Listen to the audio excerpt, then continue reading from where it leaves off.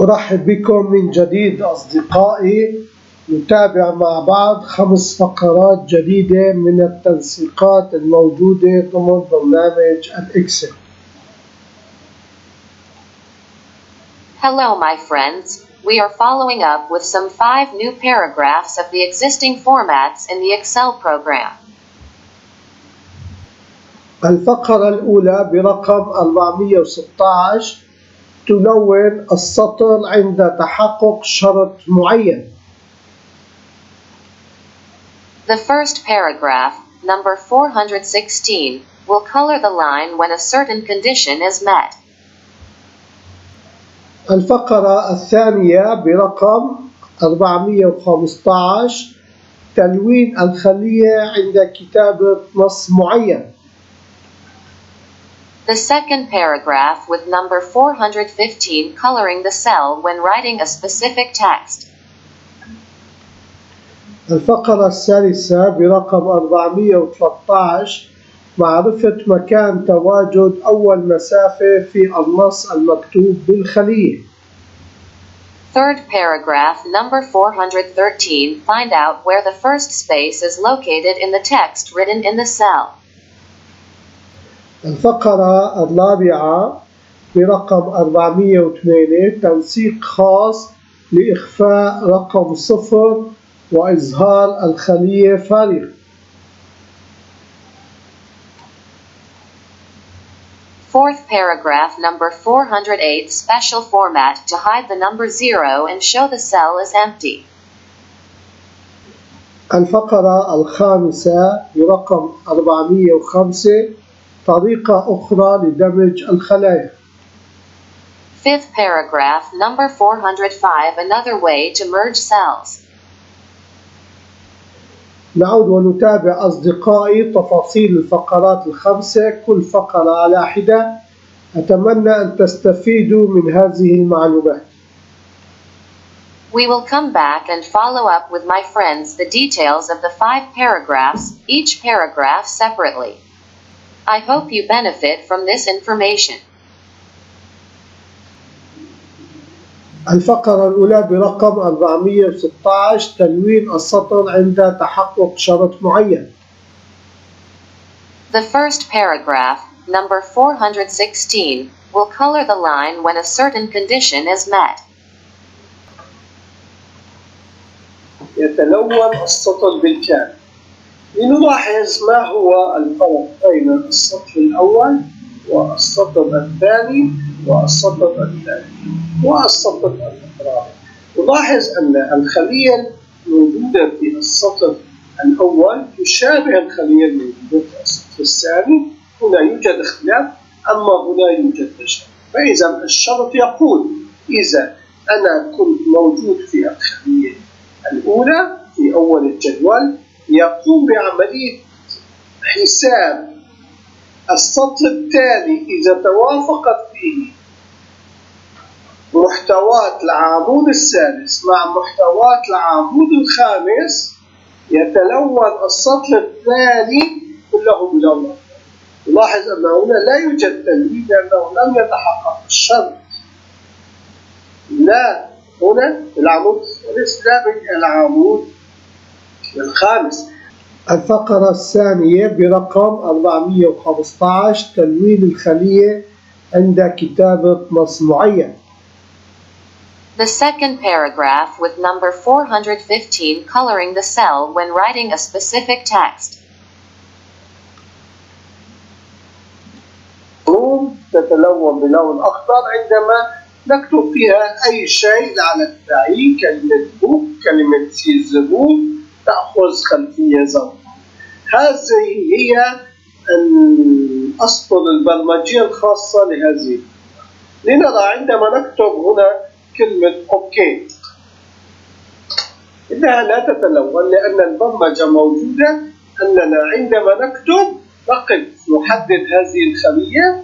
نلاحظ أن أي عملية تحديد نحدد هذه الخلية أو نحدد مجال معين ونطلب منه التنفيذ، فإذا تنفذ. أما عندما نكتب كلمة بوك نلاحظ لا تتلون بلون أحمر، أما عندما نحددها ونطلب التركيز تتلون بلون أحمر. الفقرة الثالثة برقم 413 معرفة مكان تواجد أول مسافة في النص المكتوب بالخلية. Third paragraph, number 413. Find out where the first space is located in the text written in the cell.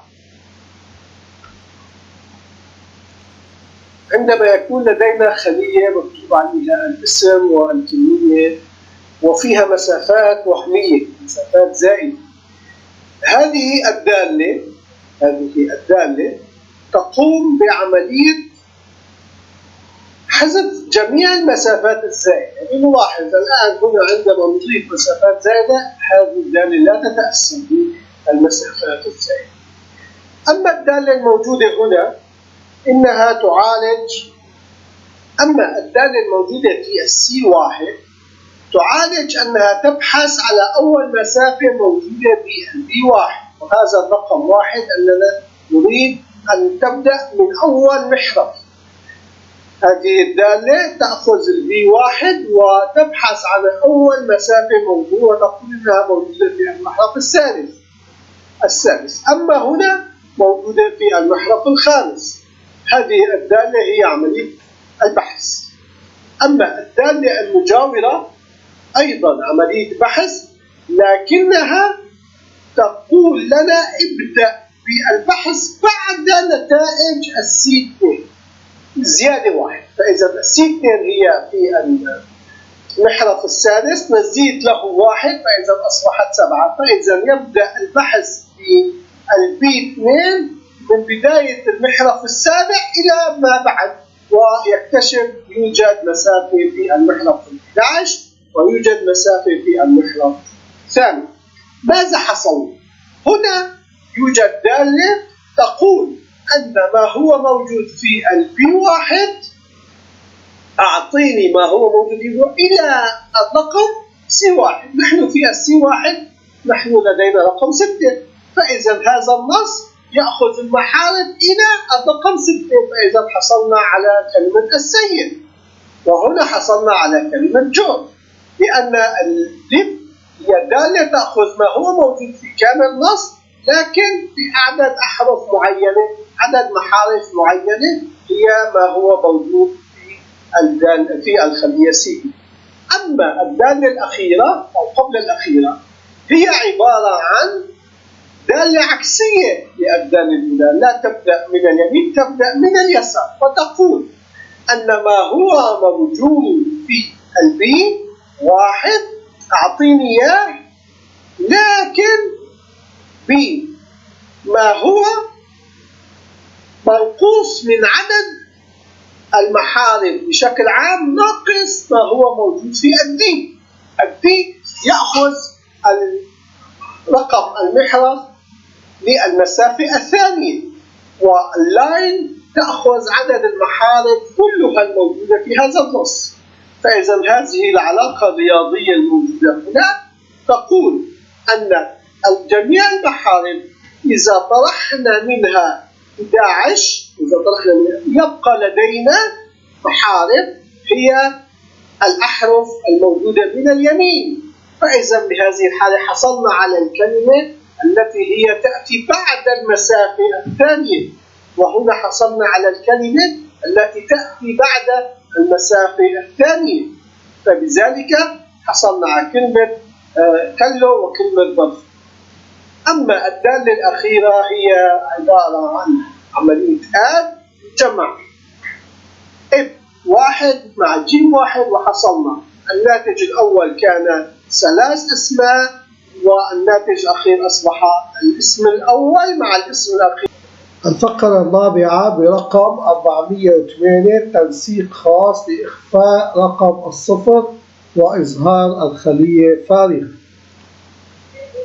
Fourth paragraph, number 408, special format to hide the number 0 and show the cell is empty.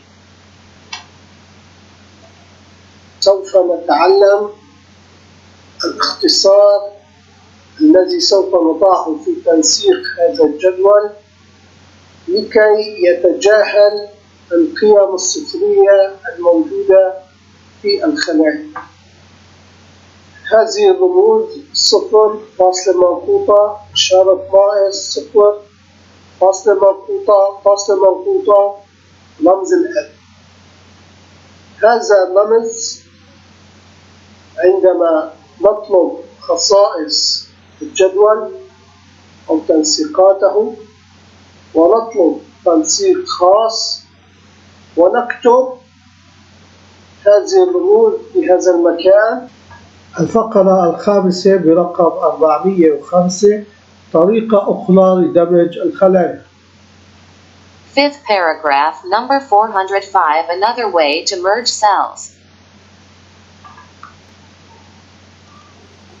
الاستخدام: لدينا نص نكتبه في هذه الخلية ونريد من هذا النص أن يأخذ التوصيل، مثل هنا وهنا وهنا.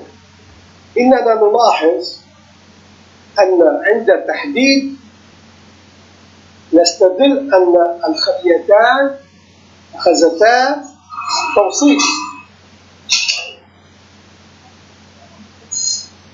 فإذا الطريقة ما هي؟ يوجد طريقتان. الطريقة الأولى تحديد الخلية الأولى والخلية الثانية ونقل تنسيق الخلية، ثم من باب الحدود والتنسيقات نختار ميزة موجودة هنا، التوصيل في نصف المكان. نلاحظ أن النتيجة أصبحت فعالة. طبعا عندما نطلب الديليت تنحذف لأن هي بالأساس موجودة في B5. هذه أفضل من الطريقة الأخرى التي كانت تسمى توصيل، لأن التوصيل لها إشكاليات النسخ والنسخ وأمور أخرى. إذن لنعود ونتعلم الطريقة الثانية البرمجية. لنفترض أنه لدينا مجال آخر، نحدد هذا المجال ولا نطلب تنسيق، لأن السطر البرمجي الذي أمامنا هو الذي يقوم بنفس المهمة. أشكر متابعتكم أصدقائي، نلتقي في الأسبوع القادم مع معلومات جديدة. إلى اللقاء. Thank you for following, my friends. We will meet next week with new information. Bye.